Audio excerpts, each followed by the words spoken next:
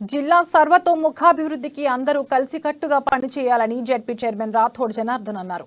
ఆదిలాబాద్ జిల్లా కేంద్రంలోని జెడ్పీ సమావేశ మందిరంలో జిల్లా పరిషత్ స్టాండింగ్ కమిటీ సమావేశం జరిగింది. ప్రభుత్వం అనేక అభివృద్ధి కార్యక్రమాలు చేపడుతోందని, సంక్షేమ పథకాలను అమలు చేస్తోందని అన్నారు. వాటిని క్షేత్రస్థాయిలో ప్రజల దరిచేరేలా ప్రజా ప్రతినిధులు, అధికారులు సమన్వయంతో కృషి చేయాలన్నారు. పలువురు జెడ్పీటీసీ సభ్యులు పలు అంశాలపై ప్రస్తావించారు.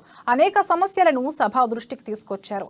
సభ్యులు సూచించిన సమస్యలపై ప్రత్యేక దృష్టి సారించి వాటి పరిష్కారానికి కృషి చేయాలని జెడ్పీ చైర్మన్ ఆదేశించారు.